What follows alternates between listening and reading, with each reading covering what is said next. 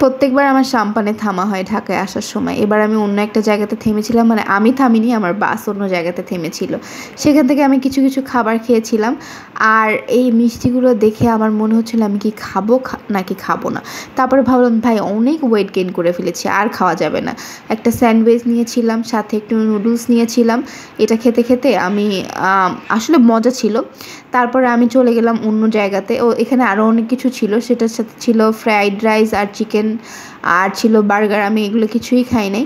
তারপরে ওখান থেকে আমি পেটিস নিয়েছিলাম একটা, তারপরে ডেনিস নিয়েছিলাম একটা সিঙ্গার নিয়েছিলাম। এগুলো আমিই খেয়েছি ভাই, আমিই খেয়েছি, অন্য কেউ না। আর হচ্ছে আন্টি বাসাতে এসে আমি একটা মজার জিনিস খেয়েছিলাম, সেটা ভিডিও করে রেখেছিলাম। এটা হচ্ছে আমি যা বলতে পারি না কি, আমার অনেক মজা লেগেছে, বাদাম তিল দেওয়া।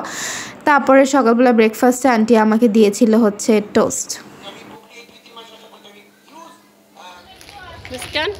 মুস্কান একজন পাইলেই হয়েছে, তখন আর ওর হাঁটতেও হয় না, ঘোড়া দেখলে খোরা হয়, কোথায় আছে না। তো ওর হয়েছে সেই অবস্থা। আমার নিজের এখন কোলে ওঠার বয়স আমার। আর আমরা গিয়েছিলাম মামাদের বাসায়, যাওয়ার সময় কিছু আইসক্রিম কিনে নিয়ে গিয়েছিলাম। আর মুস্কান বুড়ি দেখো কীভাবে সে আইসক্রিম নিয়ে টন করে হেঁটে যাচ্ছে। তারপরে মামার বাসায় যেয়ে আমরা 3 বোন মিলে আইসক্রিম খেয়েছি।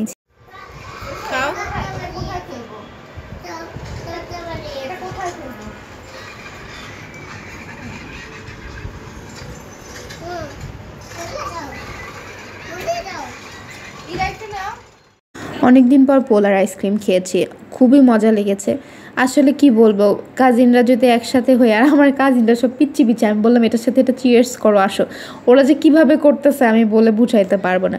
মামি আমার জন্য সেমাই রান্না করেছে, সেটা আমি খেলাম।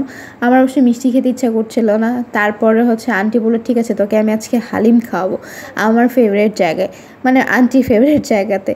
আমি ওখানে যে হালিমটা খেয়ে পুরো ফিদা হয়ে গেছি, যে বিসমিল্লা বিরিয়ানি কিছু একটা হবে। এখানে যে ভাই হালিমের কালারটা দেখছেন, মাশাল্লাহ, পুরা মানে আমি বলবো আমি আবার যেয়ে খাবো, আমার খুব মজা লেগেছে। আন্টি তো আমাকে বলে যে তুই খা দেখ এখান থেকে, আমি প্রত্যেকটা সময় খাই। আর হচ্ছে কি বলো, আমি এটার কি রিভিউ দিবে, এত মজা লাগছে আমি 10/10 দিলাম। এইটা হচ্ছে আমার রিভিউ।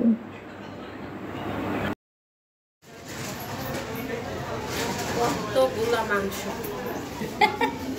দেখো মাংসটা বলে বলে মাংস।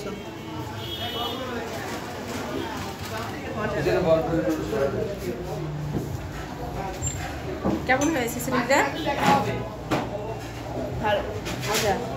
আমরা কিন্তু এখানেই খাই বুঝছো, আমি এখানে খাওয়ার পর থেকে এখন আর বাইরে খাই না, বাট এখানে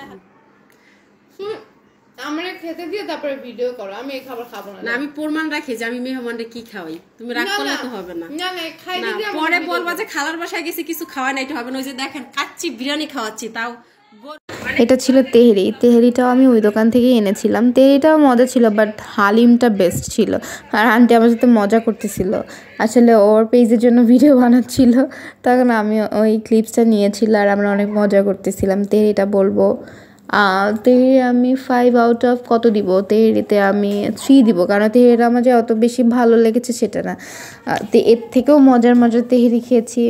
আমি 3ও দিব না, আমি 2 দিব, আমার কাছে অত ভালো নেই, বাট হালিম বেস্ট ছিল আজকের। কেতা থ্যাংক ইউ, একটা দাও।